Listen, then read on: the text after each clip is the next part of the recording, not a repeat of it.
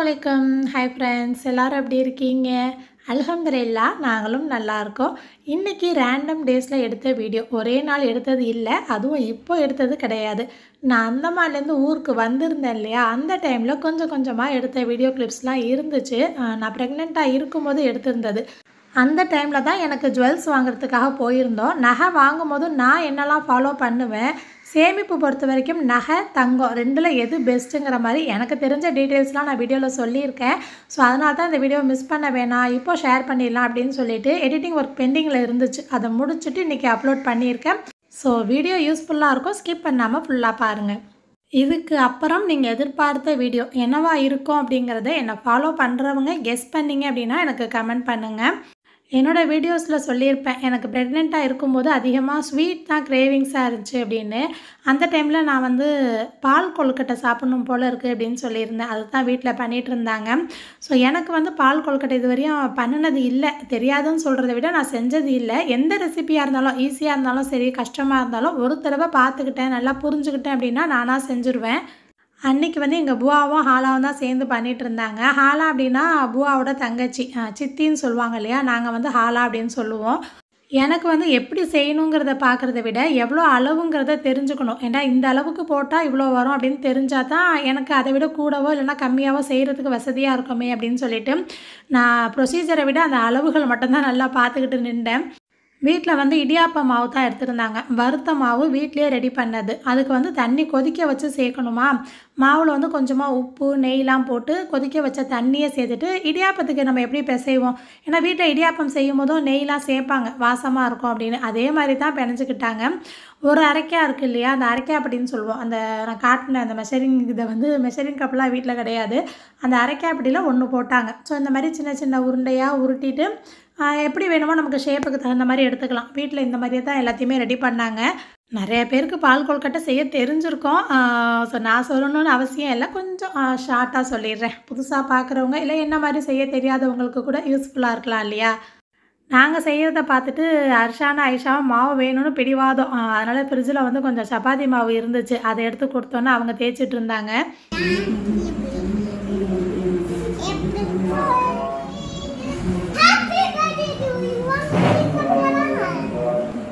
இந்த பக்கம் சின்ன சின்ன உருண்டையாக எல்லாத்தையுமே உருட்டி எடுத்தாச்சு. வெல்லம் ஒரு 1/4 கிலோவுக்கு கொஞ்சம் அதிகமாக தண்ணி ஊற்றி கொஞ்சம் ஏலக்காய் ஒரு 3 போட்டு தனியாக காய்ச்சி எடுத்து வச்சுட்டாங்க. பாகு பதம்லாம் தேவையில்லை, சும்மா அந்த வெல்லம் கரைஞ்சா போதும். தேங்காய் பாலுக்கு ஒரு அரை முடி தேங்காயில் கொஞ்சமாக தண்ணி கலந்து பால் பிழிஞ்சு அதையும் தனியாக எடுத்து வச்சாச்சு. நான் நினச்சேன் இந்த கொழுக்கட்டையை அவிச்சு போடுவாங்க அப்படின்னு. அப்படிலாம் தேவையில்லை, தாளித்து விட்டால் போதும் அப்படின்னு சொல்லிட்டு தாளிக்க ஆரம்பிச்சிட்டாங்க. ஒரு பாத்திரத்தில் 2 டேபிள் ஸ்பூன் நெய் சேர்த்துட்டு தேவையான அளவு முந்திரி திராட்சை எல்லாம் போட்டு நல்லா பொரிஞ்சதுக்கப்புறமா தண்ணி, இப்போ 1 பங்கு நம்ம இடியாப்ப மாவு எடுக்கிறோன்னா 2 பங்கு அளவுக்கு தண்ணி. ஸோ அந்த மாதிரி தண்ணி சேர்த்துட்டு நல்லா கொதி வந்தோன்னே அந்த கொழுக்கட்டைக்கு உருட்டி வச்சுருந்தோம்ல அந்த மாவு எல்லாத்தையுமே சேர்த்துட்டு ஸ்டவ்வை சிம்மில் வச்சு, இனிப்பு செய்கிறதுனால ஒரு பிஞ்ச் அளவுக்கு உப்பு சேர்த்துக்கிட்டாங்க. அப்போ தான் அந்த இனிப்பை தூக்கலாக காட்டோம்ல. அப்புறம் இன்னொரு பக்கம் நம்ம எந்த அளவுக்கு இடியப்ப மாவு எடுத்தோமோ அதில் பாதி அளவுக்கு மறுபடியும் அதே இடியப்ப மாவு எடுத்துகிட்டு 1 கிளாஸ் அளவுக்கு தண்ணி சேர்த்து நல்லா கட்டி இல்லாத மாதிரி கரைச்சி தனியாக வச்சாச்சு. ஒரு 7-8 நிமிஷம் ஸ்டவ் மீடியம் ஃப்ளேமில் வச்சுட்டு இந்த மாதிரி கட் பண்ணி பார்க்கும்போது 2ஆக உடஞ்சிச்சு. அவ்வளோதான், கொழுக்கட்டை வெந்துருச்சா. இந்த கரைச்சி வச்சுருந்த மாவு சேர்த்தோன்னே நல்லா இறுக ஆரம்பிச்சிடும். கை விடாமல் கிண்டிட்டு ஸ்டவ் சிம்மிலேயே வச்சு வெல்லம் காய்ச்சி வச்சுருந்தோம்ல அதையுமே சேர்த்துட்டு ஒரு 5 நிமிஷம் ஸ்டவ் சிம்லேயே வச்சு கொதி விட்டோன்னே கீழே இறக்கி வச்சாச்சு. இறக்குனதுக்கு அப்புறமா நமக்கு தேங்காய் பால் பிழிஞ்சு வச்சுருந்தோம் இல்லையா, அதுவும் சேர்த்துட்டு நல்லா மிக்ஸ் பண்ணி விட்டோம் அப்படின்னா சூப்பரான பால் கொழுக்கட்டை ரெடி. எனக்கு பார்க்கும்போதே அவ்வளோதானா அப்படிங்கிற மாதிரி தோணுச்சு. ஏன்னா நான் இதுக்கு முன்னாடி செஞ்சது இல்லைல்ல. ஸோ இப்போ கரெக்டாக பார்த்துக்கிட்டேன் எல்லாத்தையும். இந்த அளவுக்கு போட்டால் இவ்வளோ வருமா அப்படின்னு. ஏன்னா எங்களுக்கு இவ்வளோ போடணும்னு தேவையில்லை, இதில் 1/4 பங்கு போட்டாலே போதும். இதை விட எக்ஸ்பீரியன்ஸாக கூட நீங்கள் யாராவது செய்யலாம். ஸோ வேறு ஏதாவது டிப்ஸ் இருந்துச்சு இல்லை வேறு ஏதாவது சேர்க்கணும் அப்படின்னாலும் உங்களுக்கு தெரிஞ்சதை கமெண்ட்டில் சொல்லுங்கள். ப்ரெக்னென்ட் டைமில் ஆசைப்படுறதை யாராவது செஞ்சு கொடுத்தா நல்லா சாப்பிட்லாம் இல்லையா. நானே அன்றைக்கி 2-3 கப்பு குடிச்சிட்டேன். ரொம்ப நல்லா இருந்துச்சு. அர்ஷானும் ஆயிஷாவும் 2 பேருமே சரி, நல்ல வெயிலாக இருக்குது வேக்குது அப்படின்னா உடனே ஸ்விம்மிங் பூலை எடுத்து போடுங்க, தண்ணி தொட்டி போடுங்க, நாங்கள் குளிக்கணும் அப்படின்னு சொல்லிட்டு மணிக்கணக்கில் இந்த மாதிரி தான் தண்ணியிலே கிடப்பாங்க. இந்த தண்ணி தொட்டி வாங்கி ஒரு 3 வருஷம் கிட்ட இருக்கும். ரூ. 1000 என்னமோ நினைக்கிறேன். ஆனா பரவால்ல ஒர்த்துன்னு தான் சொல்லுவேன். கிட்டத்தட்ட 3 வருஷமா நல்லா இருக்கு. ஈஸியா நம்ம மடக்கி அந்த மடிச்ச மாதிரி வச்சிரலாம். கொஞ்ச நாளைக்கு முன்னாடி ஒரு 3 மாதம் இருக்கும். நம்ம சேனல் வந்து அப்போ தான் 50K சப்ஸ்கிரைபர் ரீச் ஆச்சு இல்லையா? அப்போ வந்து நிறைய பேர் என்னை பற்றின டீட்டெயில்ஸ் வந்து கேட்குறீங்க. அதனால் கொஷின்ஸாக கமெண்ட்டில் கேளுங்க. நான் அதுக்கு வீடியோவில் ஆன்சர் பண்ணுறேன் அப்படின்னு சொல்லியிருந்தேன். ஒரு போஸ்ட்டு போட்டிருந்தேன். அதில் நிறைய பேர் கொஷின் கேட்டிருந்தீங்க. அந்த வீடியோ என்னாச்சுக்கா அப்படின்னு சொல்லிட்டு என்கிட்ட இப்போது ரீசெண்டாக ஒரு 2 சிஸ்டர் கேட்டிருந்தீங்க. கமெண்ட் பண்ணியிருந்தீங்க. ஸோ நான் வீடியோ வந்து ரெடியாக வச்சுருக்கேன். ஃபினிஷிங் ஒர்க் கொஞ்சம் இருக்குது. அதை முடிச்சுட்டு இன்ஷா அல்லாஹ் கூடிய சீக்கிரம் நான் அந்த வீடியோ வந்து அப்லோட் பண்ணுறேன். ஸோ அந்த டைம் தான் இன்னும் கொஞ்சம் எனக்கு செட் ஆகலை. கரெக்டாக அந்த டைம்லாம் செட் பண்ணிட்டேன் அப்படின்னா ப்ராப்பராக நம்ம சேனலில் வந்து வீடியோஸ்லாம் வர ஆரம்பிச்சிடும். முன்னாடிலாம் வந்து அந்த பிரேக்ஃபாஸ்ட்டுக்கும் லஞ்சுக்கும் ஒரு கேப் இருக்கும் பாருங்கள். கிச்சனில் நின்று வேலை பார்க்கும்போது காஃபி தூளை பார்த்தா காஃபி போட்டுக்கிறது, டீ வேணும் போல் இருக்குன்னா டீ போட்டு குடிக்கிறது. ஸோ அந்த கேப்பில் வந்து ஏதாச்சும் ஒரு 1/2 கிளாஸ் சூடாக குடிக்கிற மாதிரி இருக்கும். ஆனால் எப்போ செல்ஃப் கேர் அப்படின்னு சொல்லிட்டு அந்த லைஃப் ஸ்டைல் உள்ளே போக ஆரம்பித்தோன்னா முடிஞ்ச அளவுக்கு டீ காஃபியெல்லாம் வந்து கம்மி பண்ணியாச்சு. குடிக்கலன்னு சொல்ல மாட்டேன், கம்மி பண்ணி குடிச்சிட்ருக்கோம். ஸோ அதனால் இந்த கேப்பில் இருக்கிற டைமில் வந்து ஏதாவது உளுந்தங்கஞ்சி, கருப்பரிசி கஞ்சி, சத்து மாவு, இல்லைனா வந்து ஏதாச்சும் ஒரு ஜூஸ் வகை, ஃப்ரூட்ஸ், இந்த மாதிரி ஏதோ ஒன்று ஒரு ஹெல்த்தியாக அந்த மாதிரி பார்த்து எடுத்துக்கிறது. ஸோ அன்றைக்கி வந்து கேரட் ஜூஸ் தான் போட்டிருந்தேன். கேரட் வந்து போட்டுட்டு அது கூட இனிப்புக்கு வந்து பேரிச்சம்பழம், நல்லா ஒரு 7-8 பேரிச்சம்பழமும் சேர்த்துட்டு கொஞ்சமாக பால் சேர்த்து மிக்சியில் நல்லா அடிச்சுட்டு, இதுவே ஏபிசி ஜூஸ் போடுறேன் அப்படின்னா வடிகட்டுவேன். கேரட் தானே நம்ம அப்படியே சாப்பிட்லாம் இல்லையா? அதனால் வடிகட்டாமல் அப்படியே எடுத்துகிட்டு அதோட நட்ஸ் பவுடர் கொஞ்சம் இருந்துச்சு, எல்லாம் ஹெல்த்தி தான் அப்படின்னு சொல்லி அதுலேருந்து ஒரு 2 டீஸ்பூனை போட்டுட்டு அதுதான் அன்றைக்கி ஒரு 11 மணி போல் எடுத்துக்கிட்டோம்.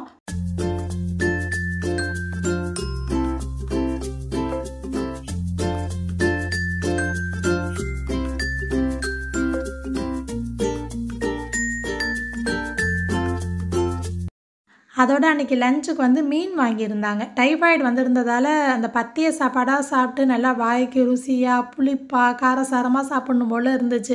எனக்கு வந்து சிக்கன் மட்டன் விட மீன் தான் ரொம்ப பிடிக்கும். அதனால் மீன் தான் வீட்டில் வாங்கியிருந்தாங்க. இந்த பக்கம் எங்கள் பாப்பு தான் தேங்காய் கீறி கொடுக்குறாங்க. வீட்டில் இருக்கிறாங்க அப்படின்னா நிறையா ஹெல்ப் பண்ணுவாங்க. நான்லாம் சின்ன சின்ன துண்டாக கீறி எடுப்பேன்னா எங்கள் பாப்பு கீறுறதை பார்க்கும்போது எனக்கு ஆசையாக இருக்கும். நல்ல பெரிய பீஸாக ரொம்ப சீக்கிரமே கீறி எடுத்துருவாங்க. நான் சமைக்க கற்றுக்கிட்ட டைம்லலாம் எனக்கு ஒரு மீன் குழம்பு மட்டும்தான் தெரியும். அதாவது கூட்டி தாளிக்கிறது அப்படின்னு சொல்லுவாங்க. புளி தண்ணியில் எல்லாம் ரெடியாக வச்சுட்டு அதை தாளித்து சேர்த்து மீன் போடுறது. ஆனால் இப்போலாம் பார்த்திங்கன்னா வதக்கி அரைக்கிறது, அரைச்சி தாளிக்கிறது, சில பேர் தாளிக்காமையே வைக்கிறது, இந்த மாதிரி மீன் குழம்பு மீன் ஆனத்துலேயே நிறைய வெரைட்டிஸ் இருக்குது. ஒவ்வொருத்தவங்க ஒவ்வொரு விதமாக செய்வாங்க இல்லையா? ஸோ அன்றைக்கி வந்து எங்கள் அண்ணன் ஒய்ஃப் தான் பண்ணிகிட்டு இருந்தாங்க. ரொம்ப சிம்பிள், ஆனால் டேஸ்ட்டு சூப்பராக இருக்கும். கை பக்குவம் போல் ஒரு பாத்திரத்தில் தாராளமாக நல்லெண்ணெய் சேர்த்துக்கணும். கண்டிப்பாக நல்லெண்ணெய் சேர்க்கணும். அதோட தாளிப்புக்கு கறிவிடகம் கொஞ்சம், கறிவிடகம் இல்லை அப்படின்னா வெந்தயம், ஜீரகம், கடுகு இது 3மே அரை டீஸ்பூன் சேர்த்துக்கலாம். அதோட சின்ன வெங்காயம் 10லேருந்து 15 கட் பண்ணியோ இல்லை மிக்சியில் அரைச்சோ சேர்க்கக்கூடாது. இஞ்சி கல்லை நல்லா நசுக்கி ஒன்றும் பாதியமாக சேர்த்துட்டு அதோட கருவேப்பிலை கொஞ்சம், காரத்துக்கு ஏற்ற மாதிரி பச்சை மிளகா, வெங்காயம் நல்லா அந்த மாதிரி எண்ணெயில் வதங்கி வந்ததுக்கு அப்புறமா மிளகாய்த்தூள் காரத்துக்கு ஏற்ற மாதிரி எண்ணெயில் சேர்க்கும் போது தான் நல்லா கலர் கொடுக்கும்.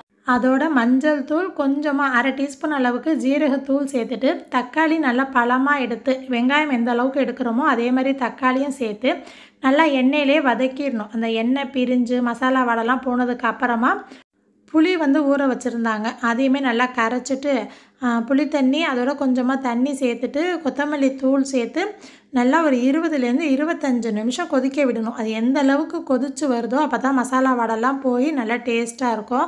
எப்போவுமே கம்மியாகவோ இல்லை அதிகமாக செஞ்சாலும் சரி ஒரு 20லேருந்து 25 நிமிஷம் அப்படியே கொதிக்க விட்டுறணும். அதோட வந்து இன்றைக்கி மாங்காய் போட்டிருந்தோம். மீன் ஆழத்தில் மாங்காய் வெண்டைக்காய்லாம் போடுறது ரொம்ப நல்லாயிருக்கும் இல்லையா? ஸோ எங்களுக்கெல்லாம் மாங்காய் போடுறது ரொம்ப பிடிக்கும். நல்லா தேங்காய் அரைச்சிட்டு கெட்டியான தேங்காய் பால், தேங்காவாக சேர்க்காம தேங்காய் பால் சேர்த்துட்டு ஒரு கொதி விட்டதுக்கப்புறம் கடைசியாக தான் எப்போதுமே மீன் பீஸ் சேர்க்கணும். மீன் சேர்த்துட்டு ஒரு 5 நிமிஷம் சிம்மில் இருந்தால் போதும். 5 நிமிஷம் கழித்து கொத்தமல்லி இலை சேர்த்துட்டு இறக்கிட்டோம் அப்படின்னா மீனானம் ரெடி. நான் ஏற்கனவே சொன்ன மாதிரி கை பக்குவம் போல் இந்த மெத்தடில் தான் வைப்பாங்க. ஆனால் டேஸ்ட்டு ரொம்ப சூப்பராக இருக்கும். சில பேர் வந்து மீன் கூட கீரை சேர்த்து சாப்பிடக்கூடாது அப்படின்னு சொல்லுவாங்க. இங்கெல்லாம் வந்து சின்ன வயசுலேருந்தே பழகிருச்சு. மீன் சமைக்கிறாங்க அப்படின்னா மெனக்கட்டு கீரை செய்வாங்க. எங்களுக்கு ரொம்ப பிடிக்கும். ஸோ அன்றைக்கி வந்து தண்டு கீரை தான் வதக்கியிருந்தாங்க. ரொம்ப சிம்பிள் தான். பூவா தான் செஞ்சுட்ருந்தாங்க. ஒரு பாத்திரத்தில் 2 டேபிள் ஸ்பூன் வந்து நெய் சேர்த்துட்டு, கடுகு, உளுந்து சேர்த்துட்டு, ஒரு 10 சின்ன வெங்காயம் சின்ன சின்ன பீஸாக கட் பண்ணிவிட்டு, எண்ணெயில் நல்லா வதங்கினதுக்கு அப்புறமா கொஞ்சமாக உப்பு, மஞ்சள் தூள், கொஞ்சம் ஜீரகத்தூள், கொஞ்சமாக மிளகாய்த்தூள் இது 3மே சேர்த்து நல்லா வதங்கிட்டு, ஒரு சின்ன டிப்ஸ் சொல்கிறேன். எந்த வகையான கீரையாக இருந்தாலும் சரி, அரிசி களைஞ்சு அந்த தண்ணி இருக்கும்ல, 2வது தடவை களையும் போது அந்த தண்ணியிலேருந்து ஒரு 1/2 கிளாஸ் அளவுக்கு இந்த மாதிரி எண்ணெயில் அந்த நெய்யில் சேர்த்து ஒரு கொதி விட்டதுக்கு அப்புறமா நம்ம கீரை சேர்த்தோம் அப்படின்னா கீரை வந்து சீக்கிரமே வெந்துடும். அதேமாதிரி சாஃப்டாகவும் இருக்கும். அன்றைக்கி வந்து தண்டு கீரை தான் செஞ்சுருந்தாங்க. அதோட பார்த்தீங்கன்னா துவரம்பருப்பு இல்லைனா பாசிப்பருப்பு 2ல் ஏதாச்சும் ஒன்று எடுத்துக்கலாம், இல்லை மிக்ஸ் பண்ணியே எடுத்துக்கலாம். அது கூட கொஞ்சமாக பெருங்காயத்தூளும் 7-8 பூண்டும் சேர்த்து நல்லா குக்கரில் வேக வச்சுட்டு மசிய விட்டு கீரையில் சேர்த்துட்டு நமக்கு எந்த அளவுக்கு திக்னஸ் வேணுமோ அதுக்கு தகுந்த மாதிரி வச்சுக்கலாம். தேங்காய் வந்து ஆப்ஷனல் தான், நமக்கு இஷ்டம் இருந்தால் சேர்க்கலாம். அன்றைக்கி வீட்டில் இருந்துச்சு, அதனால் ஒரு 2-3 டேபிள் ஸ்பூன் வந்து தேங்காய் சேர்த்துட்டு நல்லா மிக்ஸ் பண்ணிட்டாங்க. நான் வந்து கீரை முடிகிற ஸ்டேஜில் தான் வந்து எட்டி பார்த்தேன். அன்றைக்கி ஃபோன் வந்து ஸ்டாண்டில் ஃபிக்ஸ் பண்ணிவிட்டு பிள்ளைங்க அங்கே குளிச்சுட்டு இருந்தாங்களா, ஸோ அவங்கக்கிட்ட போய் உட்காந்து பேசிகிட்டு இருந்தேன். அம்மா வீட்டில் வந்து எப்போதுமே நைட்டுக்கும் சோறு தான் சாப்பிடுவோம். மத்தியானம் என்ன செய்கிறோமோ அதையே நைட்டுக்கும் வச்சுக்கிட்டுருவோம். பத்தலை அப்படின்னா தோசை, இடியாப்பம் அந்த மாதிரி செஞ்சுக்கிறது. அதிகபட்சம் வந்து எல்லாருமே சோறு தான் விரும்பி சாப்பிடுவோம். டைஃபாய்டு வந்து பத்திய சாப்பாடாக சாப்பிட்டுட்டு இருந்ததுக்கு அன்றைக்கி நல்ல காரசாரமாக வாய்க்கு ருசியாக சாப்பிட்ட மாதிரி இருந்துச்சு. இப்போது வந்து கும்பகோணம் போயிட்டுருக்கோம். நான் சொன்னேன் இல்லையா எனக்கு ஜுவல்ஸ் வாங்க போகணும் அப்படின்னு. முதல் நாள் வந்து கும்பகோணம் போய் பார்த்தோம். அங்கே அந்த அளவுக்கு செட் ஆகலை. மறுநாள் தஞ்சாவூர் போய் தான் நாங்கள் வாங்கினது. என்ன நகை வாங்க போனேன் அப்படின்லாம் சொல்கிறதுக்கு முன்னாடி ஜுவல்ஸ் வாங்கும்போது நான் என்னெல்லாம் ஃபாலோ பண்ணுவேன் அப்படிங்கிறத இந்த வீடியோவில் டீட்டெயிலாக சொல்லியிருக்கேன். எனக்கு தெரிஞ்சதை நான் ஷேர் பண்ணியிருக்கேன். அதுக்கு முன்னாடி டிஸ்க்ளைமர் மாதிரி ஒரு விஷயம் மென்ஷன் பண்ணிடுறேன். ஏன்னா நான் சொல்கிற டிப்ஸ் ஐடியாஸ்லாம் எல்லா கடைக்கும் பொருந்தும் அப்படின்னு சொல்ல முடியாது. ஆனால் எல்லாருக்கும் பொதுவாக இருக்கும். ஏன்னா ஒரு சில பேர் கமெண்ட் பண்ணுவீங்க, நாங்கள் வாங்குகிற கடையிலலாம் அந்த மாதிரி கிடையாது அப்படின்னு சொல்லிட்டு. அதனால் நான் முன்னாடியே சொல்லிட்டேன். எனக்கு வந்து வளையல் வாங்குறதுக்காக தான் போயிருந்தோம். வளையல் அப்படின்னா ஃபுல் அமௌண்ட் கேஷ் கொடுத்து அந்த மாதிரி வாங்கலை, எக்ஸ்சேஞ்சில் தான் வாங்க போனது. ஸோ எக்ஸ்சேஞ்ச் பற்றி எனக்கு தெரிஞ்ச இன்ஃபர்மேஷன் நான் சொல்கிறேன். இப்போ நம்ம நகைக்கடைக்கு போகும்போது நம்ம வாங்குறது 1 கிராமாக இருந்தாலும் சரி, 1 பவுனாக இருந்தாலும் சரி, உள்ளே போகும்போது என்ன கேட்பாங்க, எந்த செக்ஷன் போகணும், என்ன பார்க்கணுன்னு கேட்பாங்க. அதுக்கப்புறம் அந்த செக்ஷன் போய் உட்கார்ந்தோன்னே நம்ம வாங்குகிற நகையை பார்க்குறதுக்கு முன்னாடியே கேஷா இல்லை எக்ஸ்சேஞ்சா மேடம் அப்படின்னு கேட்பாங்க. ஸோ நாங்கள் முன்னாடிலாம் நகை வாங்கும்போது சொல்லிடுறது எக்ஸ்சேஞ்ச் அப்படின்னு சொல்லிகிட்டே உட்காந்துருவோமா. அப்போ வந்து ஒரு பெரிய கடையில் தான், ஸோ நான் பேர் மென்ஷன் பண்ணலை, நாங்கள் வாங்குகிற புது நகைக்கு நல்ல அமௌண்ட் வந்து கம்மி பண்ணுற மாதிரி பண்ணிவிட்டு கொடுக்குற பழைய நகையில் லாபம் பார்த்துட்டாங்க. ஸோ இது வந்து ஒரு பிஸ்னஸ் ட்ரிக் மாதிரி ஆயிடுச்சு. அந்த இடத்துல நாங்கள் வேணாம் அப்படின்னு சொல்லிட்டு எந்திரிச்சு வேறு கடையில் போய் விலை போட்டு பார்க்கும்போது இன்னும் கொஞ்சம் அமௌண்ட் வந்து ஜாஸ்தியாச்சு அந்த நாங்கள் கொடுக்குற நகைக்கு. ஸோ அதுலேருந்து இது ஒரு பாடமாக எடுத்துக்கிட்டு எந்த கடைக்கு போனாலும் சரி எக்ஸ்சேஞ்ச் அப்படின்னு ஃபஸ்ட்டு சொல்கிறதே கிடையாது. நீங்கள் நகையை காட்டுங்க, எனக்கு டிசைன் பிடிச்சிருக்கான்னு பார்த்துட்டு நான் அதுக்கப்புறம் தான் டிசைட் பண்ணுவேன் அப்படின்னு சொல்லிடுவேன்.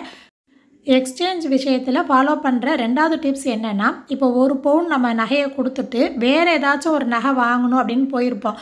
ஸோ அந்த டைமில் அதுக்குள்ளேயே வாங்கலாம் அப்படின்னு நினச்சிட்டு 1/2 பவுன் இல்லைனா 3/4 பவுன் வாங்கும்போது சில நேரம் வந்து மிச்சம் அமௌண்ட் இருக்குது, நாங்கள் தான் உங்களுக்கு கொடுக்கணும் அப்படின்னு சொல்லிட்டு கடையிலேருந்து நமக்கு பைசா கொடுப்பாங்க. அந்த மாதிரி ஒரு ஆப்ஷன் நான் சூஸ் பண்ணவே மாட்டேன். ஏன்னா அப்படி நம்ம பணம் வாங்கி கையில் வச்சுருக்கும் போது அந்த காசு கையில் நிற்காது, எப்படியும் செலவழிஞ்சிரும். அதை விட முக்கியம் நம்மக்கிட்ட இருந்த அந்த 1 பவுனுங்கிற மதிப்பு நம்மக்கிட்ட 1/2 பவுன் இல்லைனா 3/4 பவுன் ஆயிடுது. அதனால் எக்ஸ்சேஞ்சில் எப்போ என்னால் ஒரு நகையை கொடுத்துட்டு இப்போ 1 பவுன் கொடுக்குற இடத்துல அந்த 1 பவுனுக்கு நிகராகவோ இல்லை அதை விட அதிகமாகவோ என்னால் வாங்க முடியுதோ, ஒன்று மேற்கொண்டு பைசா போட்டு, ஸோ அந்த மாதிரி எப்போ முடியுமோ அப்போ மட்டும்தான் நான் எக்ஸ்சேஞ்ச் பண்ணுவேன். அப்படி இல்லை அதுக்கு மேலே என்னால் பைசா போட முடியல அப்படின்னா நான் எக்ஸ்சேஞ்சே பண்ண மாட்டேன், இருக்கிற நகையை அப்படியே வச்சுக்கிட்டுருவேன். ஸோ இது வந்து நான் பர்சனலாக ஃபாலோ பண்ணுற டிப்ஸ், ஒரு சேவிங்ஸ் மாதிரி. நான் வீடியோவில் போட்டு காட்டின இந்த வளையல் தான் செலக்ட் பண்ணியிருந்தோம். நடுவில் இருக்கிற 4 வளையல் வந்து கையோடு போட்டுக்கிற மாதிரி, ஓரத்தில் இருக்கிறது ஒயிட் கோல்டு வச்சது, அதை வந்து ரஃப்யூஸ்க்கு போட முடியாது. கையோடு போட்டுக்க போகிறதுனால வேஸ்டேஜ்லாம் கொடுத்து வாங்குகிறோமா, அதுக்கு தகுந்த லைஃப் இருக்கணும் அப்படின்னு சொல்லிட்டு கொஞ்சம் அழுத்தமாக இருக்கிற மாதிரி தான் பார்த்து எடுத்திருந்தோம். நான் நேரில் பார்த்ததை விட இப்போ வீடியோவில் பார்க்கும்போது இதெல்லாம் நல்லா இருக்கே அப்படின்னு தோணுது. ஸோ சைஸ் கரெக்டாக இருந்தால் டிசைன் பிடிக்கல, டிசைன் பிடிச்சா சைஸ் இல்லை, இந்த மாதிரி தான் இருந்துச்சு. ஒரு வழியாக பார்த்து எடுத்துட்டோம். அன்னைக்கு வந்து எங்கள் புவா, பாப்பு அதுக்கப்புறம் பசங்க எல்லாரும் சேர்ந்து தான் போயிருந்தோம். வாங்க போகிறது ஒரு பொருளாக இருந்தாலும் சரி, இருக்கிற மற்ற பொருள் எல்லாத்தையும் ஒரு ரவுண்டு பார்த்துட்டு, இது எத்தனை கிராம், இது எத்தனை பவுன் இப்படிலாம் கேட்டால் தான் மனசுக்கு கொஞ்சம் நிம்மதியாக இருக்கும். நீங்கள்லாம் யாராவது அந்த மாதிரி பார்ப்பீங்களா, கேட்பீங்களா அப்படின்னு சொல்லிட்டு கமெண்ட்டில் சொல்லுங்கள். ஸோ சேவிங்ஸ் பொறுத்த வரைக்கும் 4 விதமாக நம்ம சேவிங் பண்ணலாம் நகையில். அதுவும் ஸ்கீமில் பார்த்திங்கன்னா 3 விதமாக இருக்குது. ஒன்று வந்து நம்ம மாதம் மாதம் பணம் கட்டுறது. நம்மளால் எவ்வளோ முடியுமோ அந்த பணத்தை கட்டினோம் அப்படின்னா டோட்டலாக 12 மாதம் கழித்து ஒரு தொகை வரும். அந்த தொகைக்கு நம்ம நகை எடுத்துக்கலாம். அதுக்கு வந்து வேஸ்டேஜ் கிடையாது அப்படின்னு சொல்லுவாங்க. இந்த ஸ்கீமில் என்ன ஒரு ட்ராபேக் மைனஸ் இருக்குன்னா, நம்ம இன்றைக்கி இப்போ இந்த மாதம் ஒரு 1000 ரூபா கட்டுறோம் அப்படின்னா 12 மாதம் கழித்து நமக்கு 12,000 வரும். இன்றைக்கி இருக்கிற பணத்தோட மதிப்பும் 12 மாதம் அந்த ஒரு வருஷம் கழித்து இருக்க போகிற பணத்தோட மதிப்பும் நிறைய வித்தியாசம் இருக்குது. இப்போ இருக்கிற பவுன் விலை அப்போ கண்டிப்பாக ஏறி இருக்கும். இல்லை என் கையில் இருந்தால் பணம் செலவாயிடுது அந்த மாதிரி தான் நான் போடுறேன் அப்படின்னா இது ஒரு நல்ல ஆப்ஷன் தான். நகை வாங்குறதுக்கு ஒரு மோட்டிவேஷனாக இருக்கும். ஸோ ஸ்கீமில் வந்து 2வது ஆப்ஷன் என்னென்னா, மாதம் மாதம் நம்ம கட்டுற பணத்தில் இப்போ ஒரு 1000 ரூபா நம்ம மாதம் கட்டுறோம் அப்படின்னா அந்த 1000 ரூபாயை அந்த பணமாக ஏறாமல் அந்த 1000 ரூபாய்க்கு பவுனோட மதிப்பு என்ன, அன்றைக்கி உள்ள ரேட்டுக்கு அது எத்தனை கிராம் எத்தனை மில்லிகிராம் வருமோ அந்த கிராம் கணக்கை ஸ்கீமில் ஏற்றுவாங்க. இதே மாதிரி மாதம் மாதம் நம்ம கட்டும்போது 12 மாதம் கழித்து ஒரு கிராம் கணக்கில் ஏறி இருக்கும் ஸ்கீமில். ஸோ அப்போ நம்ம அந்த கிராமுக்கு வேஸ்டேஜ் இல்லாமல் வாங்கிக்கலாம் அப்படின்னு சொல்லுவாங்க. இது இன்னுமே நல்ல ஆப்ஷன். ஆனால் எல்லா கடையிலையும் இருக்குமா அப்படின்னு தெரியல. 3வது உள்ள ஸ்கீம் வந்து எனக்கு ரீசெண்டாக தான் தெரிய வந்துச்சு.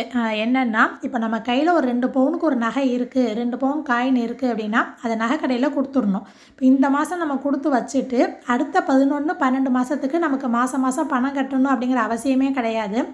ஆனால் அவங்க ஒரு ஸ்கீம் மாதிரி ஒரு கார்டு மாதிரி போட்டு நம்ம கையில் கொடுத்துருவாங்க. ஸோ அதை வச்சுக்கிட்டு 11வது மாதமோ இல்லை 12வது மாதமோ அவங்க சொல்லுவாங்க, அந்த டைமில் நம்ம போய் நம்ம கொடுத்த நகைக்கு இப்போ 2 பவுன் கொடுத்துருக்கோம் அப்படின்னா அதே 2 பவுனுக்கு வேறு நகை எடுத்துக்கலாம் வேஸ்டேஜ் இல்லாமல். ஸோ இந்த ஸ்கீம் வந்து எனக்கு பிடிச்சிருந்துச்சு. ஏன்னா அவங்க வந்து இது லாபம் இல்லாமல் கிடையாது. அவங்க வந்து பெரிய அளவில் பிஸ்னஸ் பண்ணுறாங்க இல்லையா, ரொட்டேஷன் பண்ணுவாங்க. ஸோ அவங்க அந்த லாபம் அவங்களுக்கு இருக்கும். இது நமக்கு வந்து மாதம் மாதம் பணம் கட்டாமல் இருக்கிற நகையை கொடுத்து வச்சுட்டு புதுசாக வாங்குறது. ஸோ இது வந்து நான் ரீசெண்டாக கேள்விப்பட்டது. ஆக மொத்தத்தில் நம்ம ஸ்கீம் அப்படின்னு பார்த்தா இந்த 3 ஸ்கீமில் நம்மளுடைய வசதிக்கு ஏற்ற மாதிரி எது வேணுமோ நம்ம சூஸ் பண்ணிக்கலாம். என்னை பொறுத்த வரைக்கும் ஸ்கீம் அப்படிங்கிறது ஒரு நல்ல ஆப்ஷன் தான். ஸோ நகை வாங்குறதுக்கு ஒரு மோட்டிவேஷனாக இருக்கும். நகையில் இன்வெஸ்ட் பண்ணுறதுக்கும் ஒரு ஆர்வம் வரும். ஸோ இன்வெஸ்ட் பண்ணுறதுங்கும் போது 4வது ஆப்ஷன் நான் சொல்லிடுறேன். 4வது ஆப்ஷன் என்ன அப்படின்னா, நான் வந்து நகை வாங்குறது ஒரு சேவிங்ஸ்க்காக தான் வாங்குகிறேன், தங்கத்தில் இன்வெஸ்ட் பண்ணுறதுக்காக தான் நான் வாங்குகிறேன் அப்படின்னா நீங்கள் நகையாக வாங்குறத விட காயினாக வாங்குறது பெஸ்ட்டு. நம்ம எவ்வளோ தான் மாடர்னாக மூவ் ஆகிட்டு போனாலும் அந்த காலத்து பழமொழிலாம் எதுவுமே பொய்யா போனதில்லை. ஒன்று மண்ணில் போடுங்க இல்லை பொண்ணில் போடுங்க அப்படின்னு சொல்லுவாங்க. ஸோ லேண்டோட மதிப்பு எந்த அளவுக்கு ஏறுதோ அதே மாதிரி தங்கத்தோட மதிப்பும் நாளுக்கு நாள் ஏறுது. அது நான் சொல்லி உங்களுக்கு தெரியணும்னு தேவையில்லை. ஸோ நீங்கள் இன்வெஸ்ட் பண்ணணும், ஒரு சேவிங் பண்ணணும் அப்படின்னா நகையாக வாங்குறத விட, ஏன்னா நகையில் வந்து நம்ம வேஸ்டேஜ் கொடுக்கணும், ஜிஎஸ்டி கொடுக்கணும். ஸோ அந்த மாதிரி வாங்குறத விட காயினாக வாங்கினீங்க அப்படின்னா அதுக்கு மேக்கிங் சார்ஜ் அப்படின்னு சொல்லிட்டு ஒரு 10% தான் போடுவாங்க. ஸோ அது ஒரு சேவிங் மாதிரி இருக்கும். இதில் என்ன ஒன்றுனா, நகையாக வாங்கினா நம்ம போட்டுக்கலாம், காயினாக வாங்கினா ஜுவல் பாக்ஸ்லேயோ இல்லை லாக்கர்லேயோ வைக்கலாம். ஸோ அது ஒன்று தான் வித்தியாசம். நான் சின்ன பிள்ளையாக இருக்கும்போது எங்கள் புவா நகை கடைக்கெல்லாம் போனாங்கன்னா எங்கள் அத்தாவை தான் கூட்டிகிட்டு வருவாங்க. அத்தா அப்படின்னா எங்கள் புவாவோட பாப்பு, புவாவோட ஃபாதர். தாத்தாவை தான் அத்தா அப்படின்னு சொல்லுவோம். ஸோ அவங்க தான் கரெக்டாக கணக்கு பண்ணி பார்ப்பாங்க அப்படின்னு சொல்லிட்டு. அப்போ தான் அந்த டைமில் நான் தெரிஞ்சுக்கிட்டேன் எப்படி நகை வந்து கணக்கு பண்ணணும், எப்படி பார்த்து வாங்கணும் அப்படின்னு சொல்லிட்டு. சில கடையில் தான் ஃபிக்ஸட் ரேட்டுன்னு சொல்லுவாங்க, ஒரு சில கடைகளில் கம்மி பண்ணி கொடுப்பாங்க. பேசி பார்க்கலாம், தப்பு இல்லை இல்லையா. நான்லாம் வந்து நல்லா பேரம் பேசி கேட்டு தான் வாங்குவேன். முன்னாடிலாம் வந்து டோட்டல் அமௌண்ட்டில் மட்டும்தான் கம்மி பண்ண சொல்கிறது. இப்போலாம் வந்து ஃபஸ்ட்டு வேஸ்டேஜை கம்மி பண்ண சொல்லிவிட்டு 10%, 12% போடுவாங்கள்ல, அதை கம்மி பண்ண சொல்லிவிட்டு கடைசியாக ஒரு தடவை டோட்டல் அமௌண்ட்லேயும் கம்மி பண்ணி விட்டுருவேன். எப்படி வந்து நகை கணக்கு போட்டு பார்க்கணும், வாங்கணும் அப்படின்னு சொல்லிட்டு நான் இந்த வீடியோவில் சொன்னேன் அப்படின்னா இன்னுமே டீட்டெயிலாக இன்னும் கொஞ்சம் லென்த்தாக போயிடும் வீடியோ. ஸோ நான் ஏற்கனவே நம்ம சேனலில் அதுக்கு வந்து தனியாக ஒரு வீடியோ கொடுத்துருக்கேன். சேனல் ஸ்டார்ட் பண்ண புதுசுலேயே போட்டிருந்தேன். அந்த வீடியோ பார்த்தீங்கன்னா உங்களுக்கு ஒரு தடவை பார்த்தாலே நல்லா கிளியராக புரியும். ஏன்னா நகை வாங்க போகிறோம் அப்படின்னா அந்த இடத்துல நமக்கு கணக்கு பார்க்க தெரியும் அப்படின்னு சொல்லி நம்ம காட்டணும். என் கூடலாம் ஷாப்பிங் போனால் நானே வெறுத்து போயிடுவேன். அந்த அளவுக்கு சீக்கிரம் செலக்ட் பண்ண மாட்டேன். ரொம்ப கன்ஃபியூஸ் மைண்டாக இருப்பேன். எங்கள் புவா, பாப்பு, என் ஹஸ்பண்ட் 3 பேருக்குமே என்னை பற்றி தெரியுமா, பொறுமையாக வெயிட் பண்ணுவாங்க. ஏன்னா ஏதாச்சும் ஒரு கன்ஃபியூஷன் இருந்துச்சு அப்படின்னா வீட்டில் வந்து புலம்பிக்கிட்டே இருப்பேன். அது ட்ரெஸ்ஸாக இருந்தாலும் சரி, அதனால் பார்த்தே பொறுமையாக வாங்கிடுறது. நான் எங்கள் புவா கூட நகை வாங்க போகும்போது அப்போது சின்ன பிள்ளையில கேட்பேன், எதுக்குமா இந்த பேகு பர்ஸெல்லாம் வாங்கிக்கிற, விளம்பரம் போட்டிருக்கு, பேர் எழுதியிருக்கு அப்படின்னு. இப்போ நம்ம வாங்கும்போது இன்னும் கொஞ்சம் பெரிய பேக்காக கொடுங்க, பர்ஸு கொடுங்க அப்படின்னு கேட்டு வாங்கிக்கிறது. வீட்டில் போய் ஏதாவது அக்சசரிஸ்லாம் போட்டு வச்சுக்கலாம் அப்படின்னு சொல்லிட்டு அதோட அதையும் கேட்டு வாங்கிட்டு கிளம்பிட்டோம் அல்ஹம்துலில்லாஹ். ஸோ வளையல் எப்படி இருக்குது, நான் சொன்ன டீட்டெயில்ஸ்லாம் யூஸ்ஃபுல்லாக இருக்கா அப்படின்னு சொல்லிட்டு மறக்காமல் கமெண்ட் பண்ணுங்கள். நீங்கள் ஏதாச்சும் ஃபாலோ பண்ணுவீங்க, டிப்ஸ் ஐடியாஸ் இருக்குது அப்படின்னா அதையும் சொல்லுங்கள், நாங்களும் தெரிஞ்சுக்கிறோம். இந்த வீடியோ இதோட முடியுது, என்ன நினைக்கிறீங்கன்னு கண்டிப்பாக கமெண்ட் பண்ணி சொல்லுங்கள். வீடியோ ஃபுல்லாக பார்த்த உங்களுக்கு தேங்க்யூ.